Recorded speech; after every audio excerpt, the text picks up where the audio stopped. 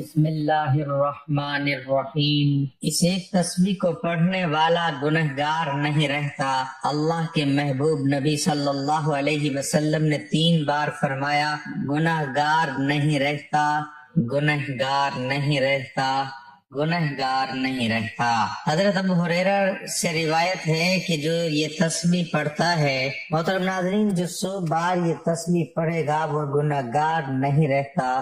100 سال کے گناہ معاف اور 100 سال کی عبادت کا ثواب ملے گا انشاءاللہ۔ ناظرین، حضرت نواس بن سمعان رضی اللہ تعالیٰ عنہ سے روایت ہے کہ میں نے رسول اللہ صلی اللہ علیہ وسلم سے سوال کیا کہ نیکی اور گناہ کیا ہے، تو آپ نے فرمایا نیکی اچھے اخلاق کا نام ہے اور گناہ وہ ہے جو تیرے دل میں کھٹکی اور تم اس بات کو برا سمجھو کہ لوگ اس پر مطلع ہوں۔ اس حدیث میں رسول اللہ صلی اللہ علیہ وسلم سے 2 سوال کیے گئے، ایک نیکی کے بارے میں اور دوسرا گناہ کے بارے میں۔ اسلامی تعلیمات میں نیکی اور گناہ کے لیے بنیادی اصول یہ ہیں کہ جو عمل اللہ تعالیٰ اور رسول اللہ صلی اللہ علیہ وسلم کے احکام کے مطابق ہوں وہ نیکی ہے، اور اگر اس کے خلاف ہوں تو وہ گناہ ہے۔ حتیٰ کہ عبادات جو کہ سراسر نیکی ہے، اگر وہ اللہ تعالیٰ کے احکام کے خلاف کی جائے تو بجائے نیکی کے گناہ کا سبب بن جاتا ہے۔ مثلا نماز پڑھنا بہت بڑی عبادت ہے، لیکن سورج کے طلوع ہوتے وقت غروب ہوتے وقت نماز پڑھنا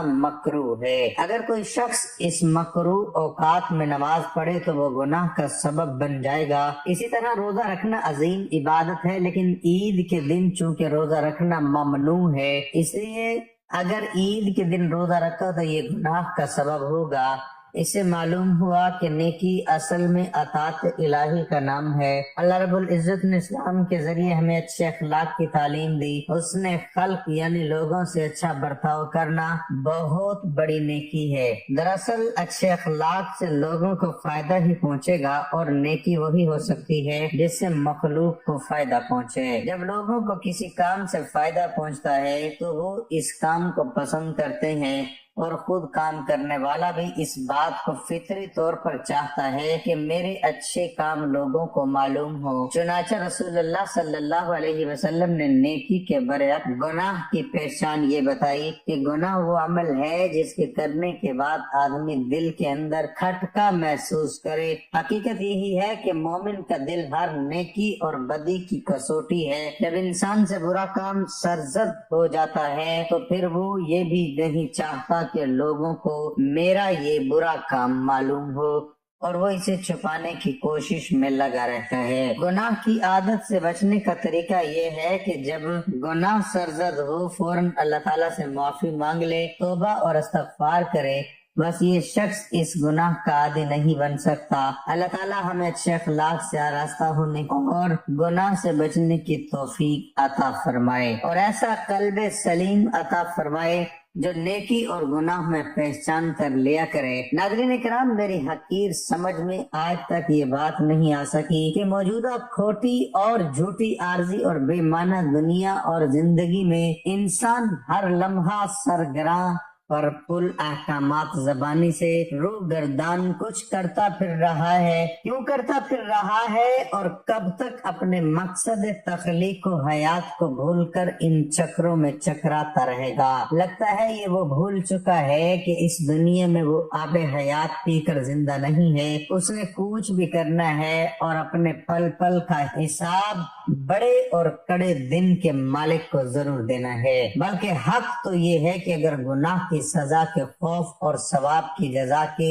لالچ کو سامنے رکھ کر زندگی نہ بھی گزاری جائے، تب بھی سکون قلب کی خاطر حقیر انسان کو لغویات، خواہشات، کمینگی، بدی، بدنیتی اور گناہ کی زہر ناکی سے بچنا چاہیے تھا کہ وہ گناہ کی ذلت اور ثواب کی اہمیت سے قطعی طور پر نابلد ہو کر خود کو خود ہی جینے کی مہلت دیے جا رہا ہے۔ جنت دوزخ اور جزا و سزا کو محض نظریہ بے معنی الفاظ سمجھ رہا ہے، یہ اس کے پاگل پن کی حتمی انتہا نہیں تو اور کیا ہے۔ کتنی عجیب بات ہے کہ رات کو گناہ اور عبادت دونوں کے لیے یکساں طور پر موضوع سمجھا جاتا ہے، مگر حقیقت یہ ہے کہ ہر انسان کی زندگی غلطیوں، خطاؤں اور گناہوں کی پلندہ ہے۔ اگر کبھی یہ غلطیاں، یہ گناہ، یہ خطائیں اس کے سامنے سامنے تجسیم میں آ جائیں، یوں محسوس ہوگا جیسے ایک اکیلا انسان لاکھوں درندوں میں گھر گیا ہو۔ سوچیے اگر تریاک کی زیادہ زہر بن جاتی ہے تو انسان کے گناہ کی زیادتی کا انجام کیا ہوگا۔ حیرت ہے کہ ایک گناہ کی 5 سزائیں مقرر، پھر بھی اسے انسان ایک سمجھ کر کیے جاتا ہے۔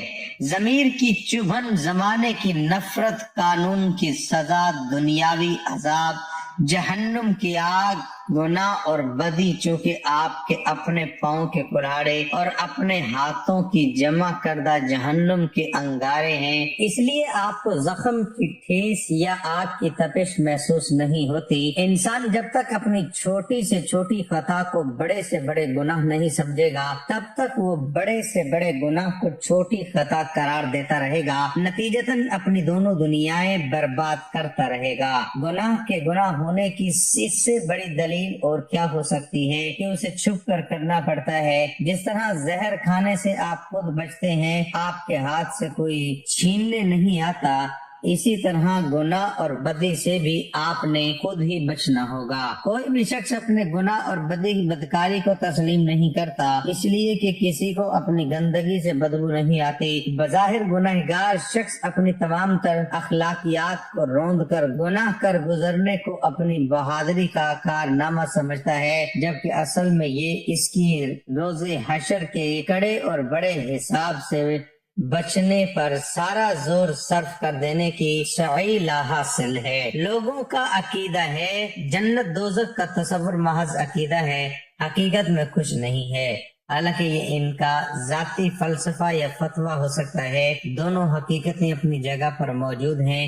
جنت دوزخ کی مختصر تعریف یہ ہے کہ ہمارا ہر سانس خالق کی جانب سے ایک کرم ہے، جواباً ہمارا ہر سانس ناشکری کا ایک سلسلہ جاریہ ہے، اور یہی گناہ عظیم ہے۔ دنیا میں بھاری ترین عمل نیکی کرنا ہے، جو اس راہ پر آ گیا اسے آخرت میں دوزخ کا کیا خوف۔ ذیل کے الفاظ میں بظاہر بہت معمولی فرق ہے، لیکن اس کے ترجمے کا آپس میں عدل بدل جانا چند لمحوں میں جنت اور دوزخ کا فرق پیدا کر دیتا ہے۔ جب خود آگاہی گمراہی میں تبدیل ہو جاتی ہے، مان گمان میں بدل جاتا ہے، نیک نیتی بد نیتی میں ڈھل جاتی ہے، فنا کو بقا سمجھ لیا جاتا ہے۔ محترم ناظرین، کتاب و سنت کے مطالعے سے یہ بات معلوم ہوتی ہے کہ گناہ انسان کی زندگی پر منفی اثرات مرتب کرتے ہیں۔ گناہ انسانی زندگی پر منفی اثرات مرتب کرتے ہیں، اور گناہوں کی ہلاکت خیزی اس قدر شدید ہے کہ انسان کی زندگی میں آنے والا جملہ تکالیف کا اس سے انتہائی گہرا تعلق ہے۔ سورۃ النحل میں ایک ایسی کا ذکر کیا جس کو اللہ تبارک و تعالیٰ نے رزق، امن اور اطمینان کی نعمتوں سے نواز رکھا تھا، مگر جب انہوں نے اللہ تبارک و تعالیٰ کی نعمتوں کی ناشکری کی تو اللہ تعالیٰ نے ان سے نعمتوں کو چھین کر ان پر بھوک اور خوف کو مسلط کر دیا۔ گناہوں سے بچنے کے لیے شریعت نے بعض ایسے اعمال کی طرف رہنمائی کی ہے جن کو بجا لانے سے انسان گناہوں کے اثرات بد سے محفوظ ہو سکتا ہے۔ اس حوالے سے چند اہم اعمال درج ذیل ہیں۔ توبہ استغفار، جب انسان اللہ تبارک و تعالیٰ کی بارگاہ میں گڑ گڑا کر توبہ کرتا ہے تو اللہ تبارک و تعالیٰ اس کی خطاؤں کو معاف فرما دیتے ہیں۔ اللہ تبارک و تعالیٰ نے سورۃ فرقان میں 3 بڑے گناہ شرک، قتل اور زنا کا ذکر کیا، جن کی ہلاکت خیزی اظہر من الشمس ہے۔ جب انسان ان گناہوں کے بعد توبہ کا طلبگار ہو کر اللہ تبارک و تعالیٰ کی بارگاہ میں آتا ہے تو اللہ تبارک و تعالیٰ اس کی خطاؤں کو معاف فرما دیتے ہیں، اور اس حوالے سے سورۃ فرقان کی آیت 68 سے 70 میں ارشاد ہوا ہے، اور وہ لوگ جو نہیں پکارتے اللہ کے سامنے کسی دوسرے معبود کو اور نہ وہ قتل کرتے ہیں اس جان کو جیسے اللہ نے حرام کیا ہے مگر حق کے ساتھ، اور نہ وہ زنا کرتے ہیں، اور جو یہ کام کرے گا وہ ملے گا سخت گناہ کی سزا کو دگنا کیا جائے گا، اس کے لیے عذاب قیامت کے دن اور ہمیشہ رہے گا۔ اس میں ذیل ہو کر مگر جو توبہ کرے اور ایمان لائے اور نیک عمل کرے، پس یہ وہ لوگ ہیں جن کے گناہوں کو اللہ نے نیکیوں کے ساتھ تبدیل کر دیا ہے۔ تقویٰ، جب انسان اللہ تبارک و تعالیٰ کے خوف کی وجہ سے گناہوں کو چھوڑ دیتا ہے تو اللہ تبارک و تعالیٰ اس کی خطاؤں کو معاف فرما دیتے ہیں۔ اللہ تبارک و تعالیٰ سورۃ طلاق کی آیت نمبر 5 میں ارشاد فرماتے ہیں اور جو اللہ سے ڈرے گا تو وہ دور کر دے گا اس سے اس کی برائیاں اور وہ زیادہ کر دے گا اس کا اجر۔ گناہوں کے بعد نیکیوں کا اہتمام، جو انسان گناہوں کے بعد نیکیوں کا اہتمام کرتا ہے اللہ تبارک و تعالیٰ اس کے سابقہ گناہوں کو مٹا دیتے ہیں۔ اللہ تبارک و تعالیٰ سورۃ ہود کی آیت نمبر 114 میں ارشاد فرماتے ہیں بے شک نیکیاں دور کر دیتی ہیں برائیوں کو، یہ یاد رکھنے والوں کے لیے۔ صدقات کا اہتمام جو انسان اللہ تبارک و تعالیٰ کی بارگاہ میں اس کے دیے گئے مال میں سے خرچ کرتا ہے تو اللہ تبارک و تعالیٰ اس کے گناہوں کو مٹا دیتے ہیں۔ اللہ تبارک و تعالیٰ نے سورۃ توبہ کی آیت نمبر 103 میں ارشاد فرمایا آپ لیجئے ان کے مالوں میں سے صدقہ تاکہ آپ پاک کریں انہیں اور آپ تزکیہ کریں ان کا، جس کے ذریعے دعا فرمائیں ان کے حق میں، بے شک آپ کی دعا باعث سکون کے لیے۔ تسبیح کا اہتمام جو شخص صبح و شام 100 مرتبہ سبحان اللہ و بحمدہ کا ورد کرتا ہے اللہ تبارک تعالیٰ اس کے گناہوں کو مٹا دیتے ہیں، خواہ وہ سمندر کی جھاگ کے برابر ہی کیوں نہ ہو۔ نبی کریم صلی اللہ علیہ وسلم کی اتباع، جو شخص نبی کریم صلی اللہ علیہ وسلم کی اتباع کرتا ہے اللہ تبارک تعالیٰ اس کے گناہوں کو مٹا دیتے ہیں۔ اللہ تبارک تعالیٰ سورۃ آل عمران کی آیت نمبر 31 میں ارشاد فرماتے ہیں آپ کہتے ہیں اگر ہو تم محبت کرتے اللہ سے تو میری پیروی کرو، اللہ تم سے محبت کرنے لگیں گے اور معاف کر دے گا تمہارے لیے تمہارے گناہ، اور اللہ بہت بخشنے والا بہت مہربان ہے۔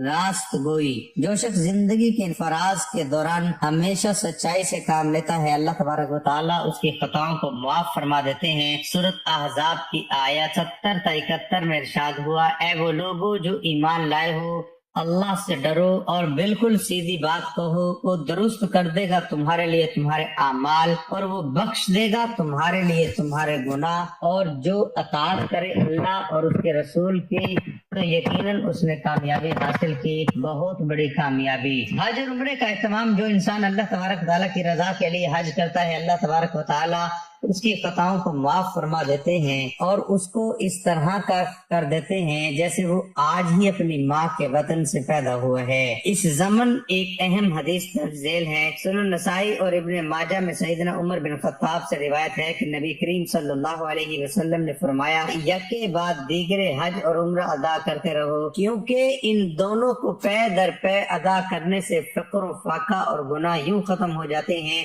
جیسے بھٹی میل کچیل کو ختم کر دیتی ہے۔ قرآن مجید پر مستحکم ایمان، جو شخص قرآن مجید پر مستحکم ایمان رکھتا ہے تو اللہ تبارک و تعالیٰ اس کی خطاؤں کو معاف فرما دیتا ہے۔ اور اس کے حوالے سے سورہ محمد کی آیت نمبر 2 میں ارشاد ہوا اور وہ لوگ جو ایمان لائے اور انہوں نے نیک اعمال کیے اور وہ ایمان لائے اس قرآن پر جو نازل کیا گیا محمد صلی اللہ علیہ وسلم پر، اور وہی حق ہے ان کے رب کی طرف سے، اللہ نے دور کر دی ان سے ان کی برائیاں اور ان کے حال کی اصلاح کر دی۔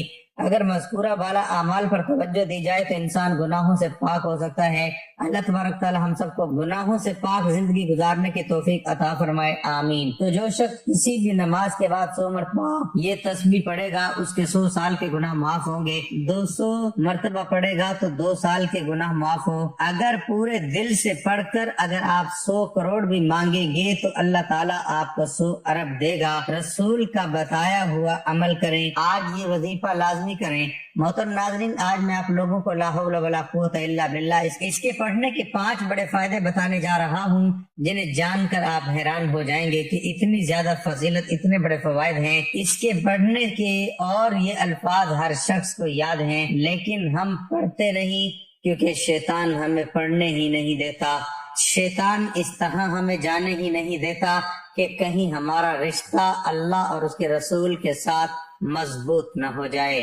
شیطان تو ہمارا کھلا دشمن ہے۔ تو آج میں آپ لوگوں کو پڑھنے کے بعد چند حیران کن فوائد بتانے جا رہا ہوں۔ یاد رکھیے گا کہ یہ ایک زبردست دعا ہے، یہ پاورفل وظیفہ ہے، طاقتور عمل ہے اور یہ کئی بیماریوں کا علاج ہے۔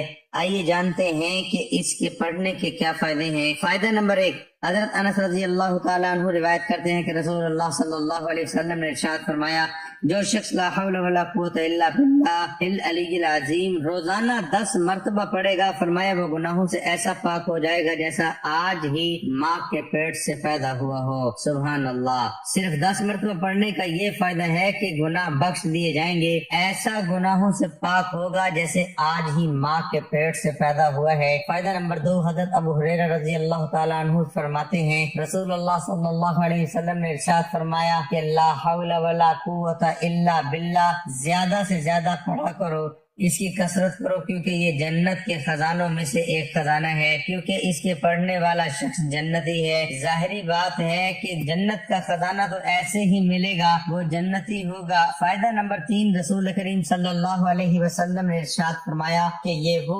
عمل ہے جو دنیا کی 70 بلاؤں سے عافیت دلاتا ہے، یعنی جو شخص پڑھتا ہے وہ دنیا کے 70 بلاؤں سے عافیت حاصل کرتا ہے، اسے عافیت مل جاتی ہے۔ اتنا پاورفل وظیفہ ہے۔ وہ لوگ جو ڈونگی باباؤں کے پاس جاتے ہیں، ذرا ان احادیث کی طرف بھی توجہ کریں کہ رسول اللہ صلی اللہ علیہ وسلم نے کیسا عمل بتایا ہے۔ فائدہ نمبر 4، صلی اللہ علیہ وسلم نے ارشاد فرمایا کہ یہ 99 امراض کی دوا ہے، 99 بیماریوں کا علاج ہے۔ آج ہر دوسرا شخص بیماری میں مبتلا اور پھر ہم اس طرح کے چکروں میں پڑ جاتے ہیں، یعنی ڈونگی باباؤں کے پاس جاتے ہیں، کوئی ایسا عمل بتا دیں، پھر وہ اپنے ایسے جال میں پھنساتے ہیں کہ جس سے ہماری دنیا تو برباد ہوتی ہی ہے، دنیاوی مال تو ہمارا ضائع ہوتا ہے، ہماری آخرت بھی برباد کر دیتے ہیں، وہ ہمارا ایمان تک برباد کر دیتے ہیں۔ تو ان لوگوں سے بچے۔ لا حول ولا قوت الا باللہ یہ 99 امراض کا علاج ہے، یہ 99 بیماریوں کی دوا ہے۔